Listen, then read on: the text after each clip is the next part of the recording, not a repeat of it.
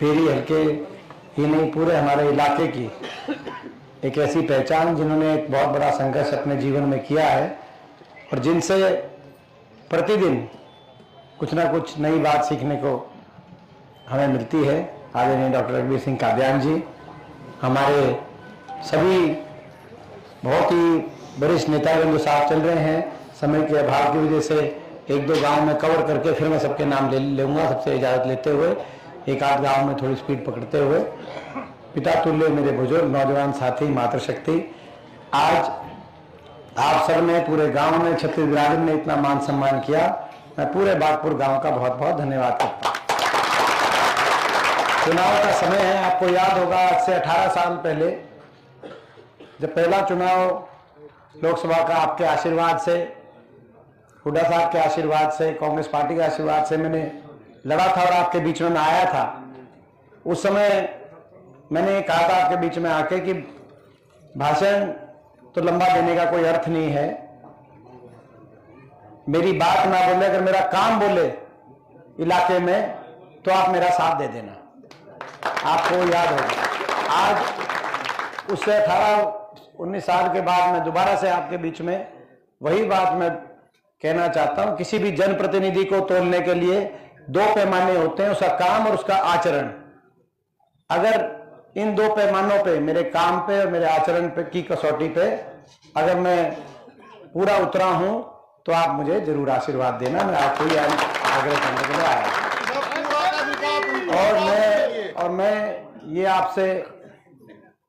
आपको मैं ये विश्वास दिलाता हूं कि जो आपका आशीर्वाद है उस आशीर्वाद को मैं खाली नहीं जाने दूंगा।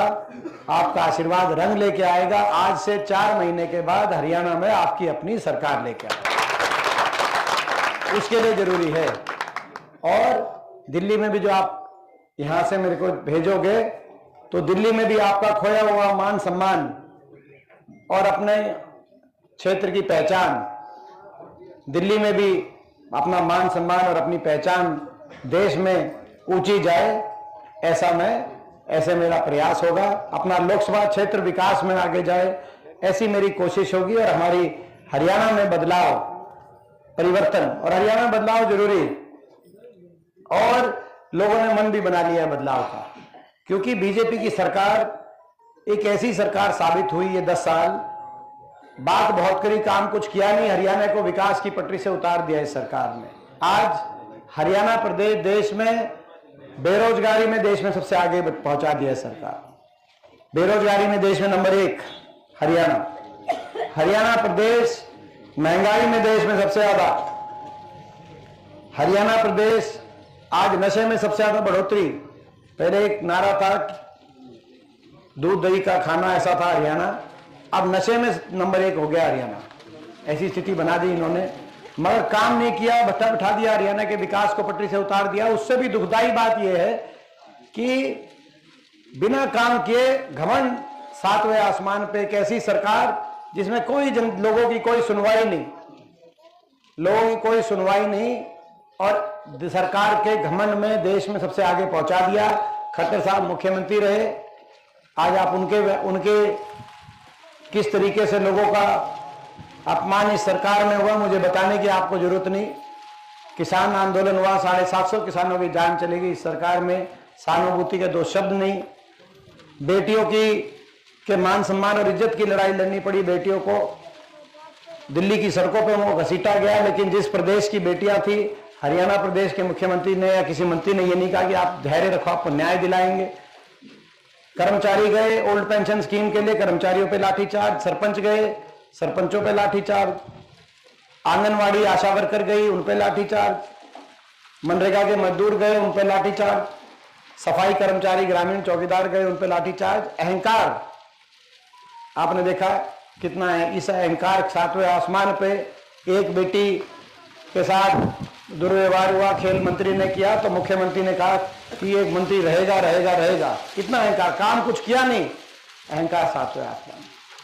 तो ये नाराजगी लोगों में बहुत बन गई। पूरे हरियाणा प्रदेश में लोगों ने मन बना लिया कि वे बदलाव करेंगे भी। इसके बाद का बीजेपी को भी पता चल गया, और जैसे ही बीजेपी को पता चला, ठीक इलेक्शन से पहले बीजेपी ने उप मुख्यमंत्री भी बदल दिया, मुख्यमंत्री भी बदल दिया, गृह मंत्री भी बदल दिया कि नहीं बदल दिया? बदल दिया, सारे बदल दिए। मगर अब तो मैं बीजेपी वालों को कहना चाहता हूं, अब आप क्या मुख्यमंत्री उप मुख्यमंत्री बदलोगे? अब तो लोग सरकार ही बदलेंगे। बीजेपी वालों को कहना चाहता हूं, नारे भी ऐसे दे रहे हैं, अपने लिए नारे देते हैं, दूसरे के लिए नहीं। 75 पार, उसमें लोगों को क्या फायदा था? वो तो बीजेपी के बोले एमएलए आएंगे 75 पार, लोगों का उसमें क्या था? अब नारे दे रहे हैं 400 पार, संविधान बदलेंगे, बाबा साहब का संविधान बदलेंगे। मैं कहना चाहता हूं, बाबा साहब का संविधान को तो ये छू भी नहीं सकते जब तक हम जब तक हम वहां पे बैठेंगे, बाबा साहब के संविधान को इनको छूने नहीं देंगे। लेकिन नारे ऐसे देते हैं।